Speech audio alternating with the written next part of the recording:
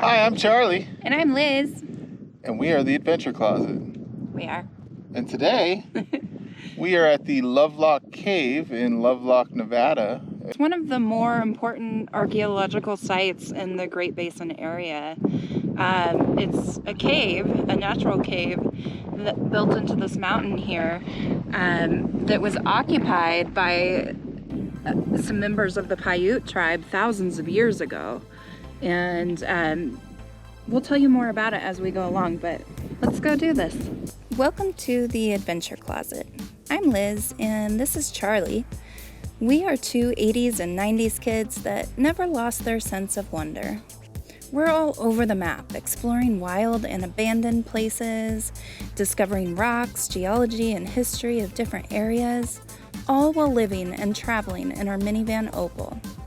I guess you can say our life is a mixtape of adventures. So hop in the van, hit the subscribe button, and let's go somewhere. So we're seeming to be driving into a sandstorm.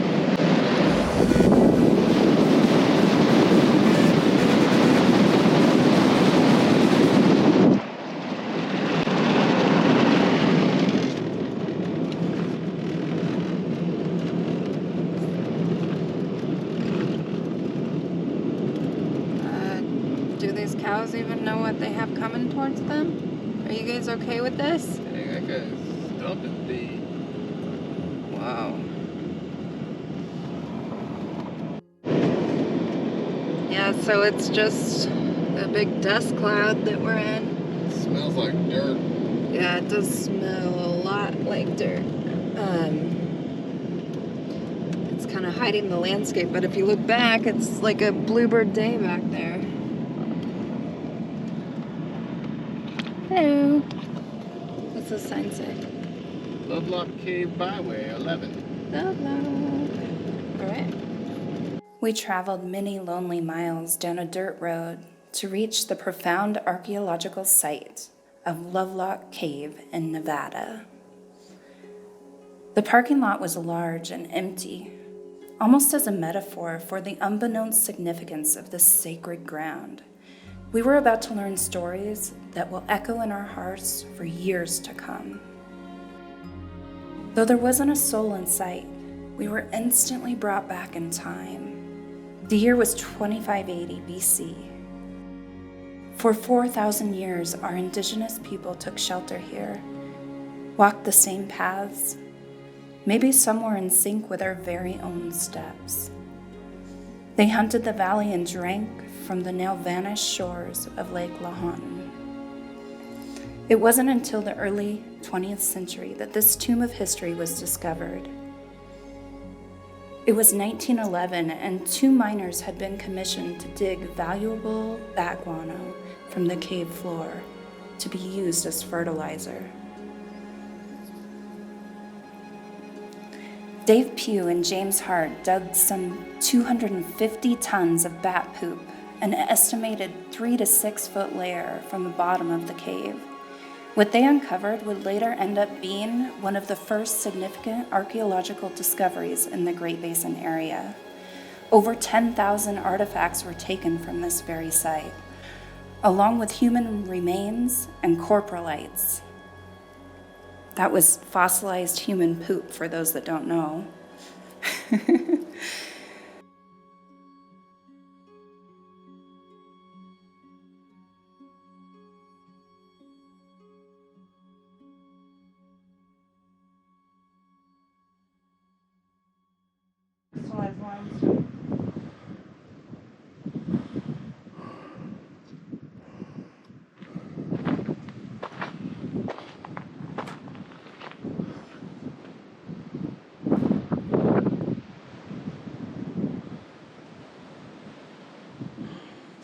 This is the Lovelock Cave.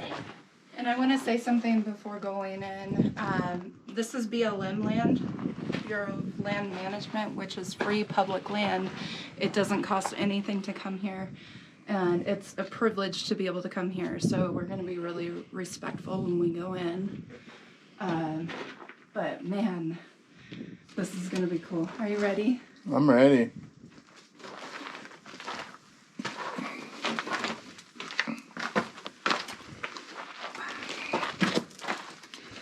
You can see the deposits here from having fires inside. Wow, this is big. You think there's still bats in here? I mean, it's a perfect habitat for them. This was found by guano miners. A couple farmers looking for guano to use for agriculture. Yeah, the year was 1911, and there was like 8 feet of guano that they had dug out of here. The floor was actually a lot higher because of all the bat feces, but they dug it out, and then underneath they had uncovered all these artifacts. A lot were ruined because of them mining it out, but it was just all kinds of materials that they kept here because it was a nomadic tribe.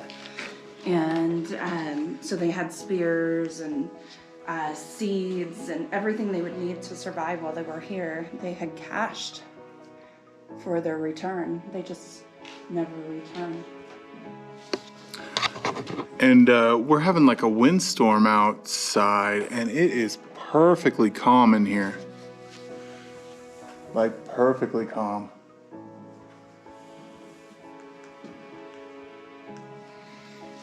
Very cool. On the back wall of the cave, you will see a pocket of red powder. This is red ochre. Its color is the result of rusting iron deposits. Native Americans mixed ochre with animal grease and used it for sunscreen and wind protection on their faces, as well as for paint. Native Americans consider this sacred medicine, so please do not remove it. A story we found out later on is the legend of the red-haired giants from Paiute oral history. Right here within the belly of the Lovelock Cave, the remains of a 6'6" human was unearthed. They were not Paiute, but rather an enemy tribe by the name of Saitaka. They were known by their massive size, strength, and wiry red hair. Other tribes feared them, for it was known that the Saitaka practiced cannibalism. Wars went on for many years until legend has it that members of the Paiute tribe chased the last giants into the cave, filling the cavity with flaming arrows, suffocating and burning the red-haired cannibals alive. The eerie part about this legend is you can witness the soot-covered ceiling to this day.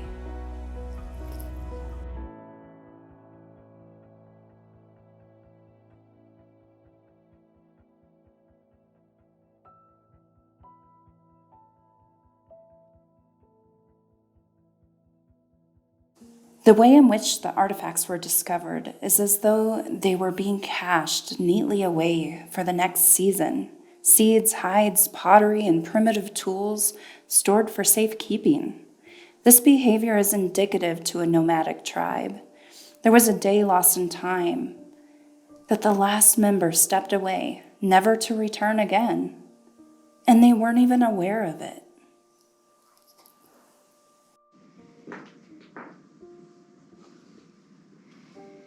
So quiet in here.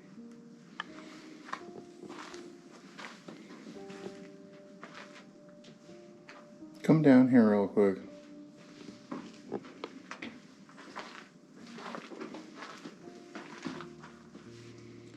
Right here.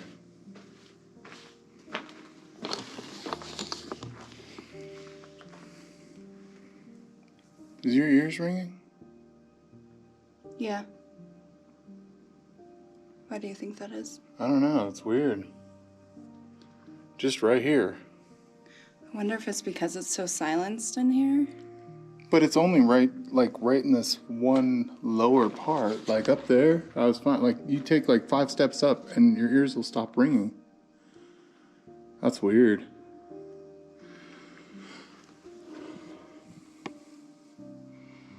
Oh, little crystal. Some quartz. Some graffiti.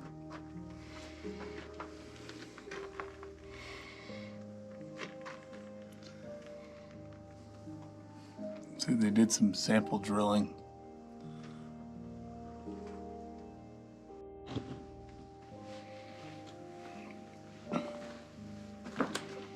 It's very dusty here, but it seems like as you kick up the dust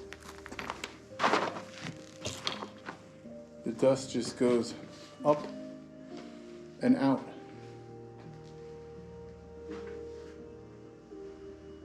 It's kind of weird, kind of cool.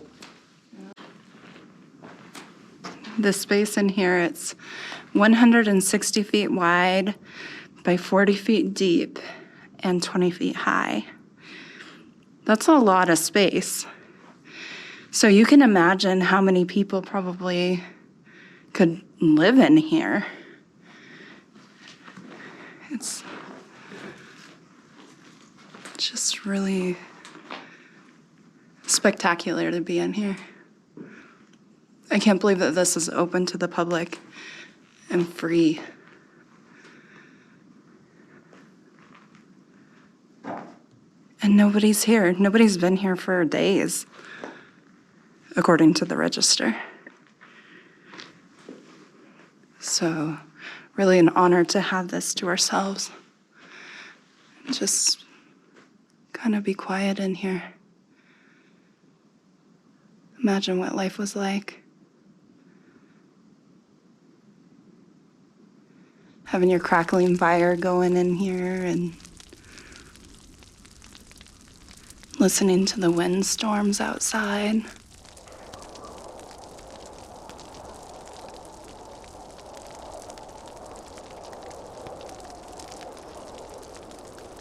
Making your meals over that fire.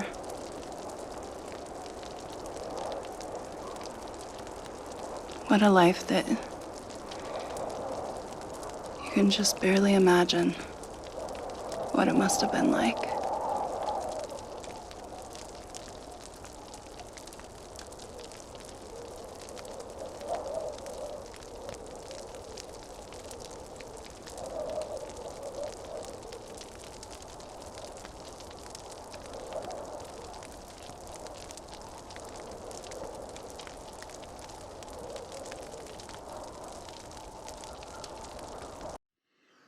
Come out of here and it's just a dust storm. Can't see anything. There's actually a couple lakes over that way.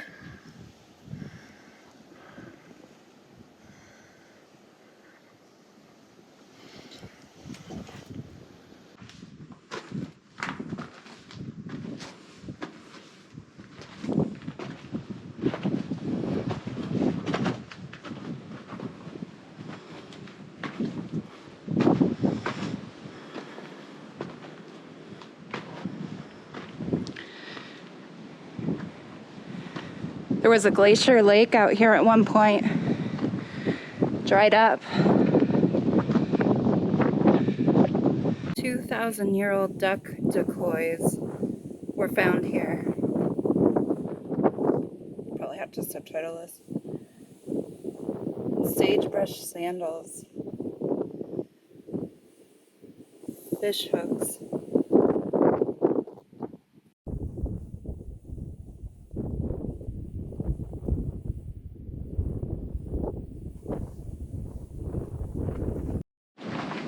You know, I totally expected this cave to just be barred off and closed to the public. You know, with how significant and important it was. But the fact that they have it open and it's not vandalized. I mean, there was that one signature, but that was probably way old.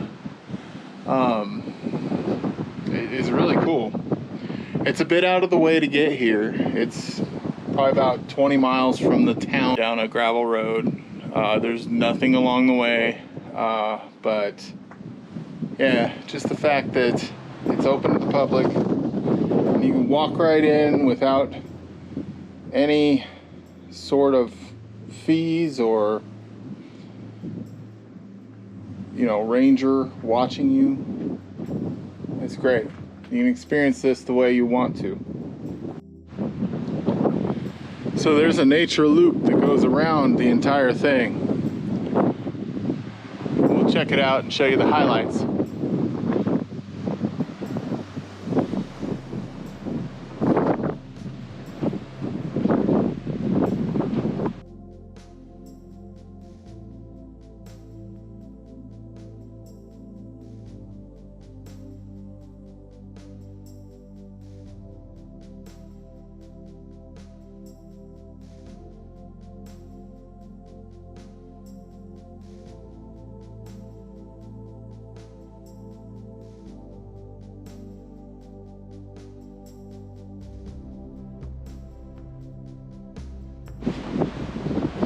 Geology here is amazing. Just all sorts of folds and bends and twists.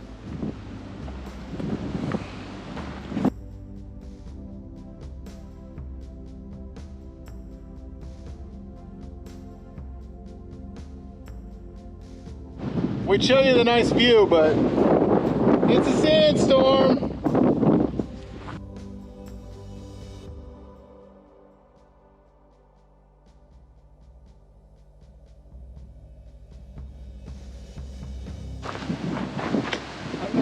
There's some more right here. Oh. Wow. Did you film that? Nice quartz crystals, and there's even some crystal shape on the ground here too.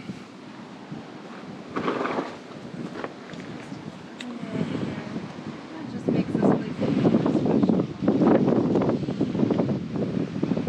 Pretty cool.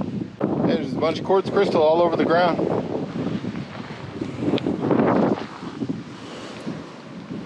Yeah. Oh yeah. Quartz crystals everywhere up here. That just makes this place even more special. Ooh.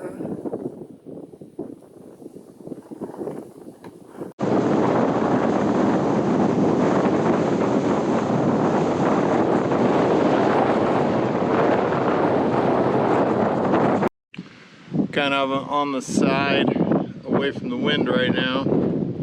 Still getting dust blowing at us, but we are the only ones here, which is amazing. It's awesome.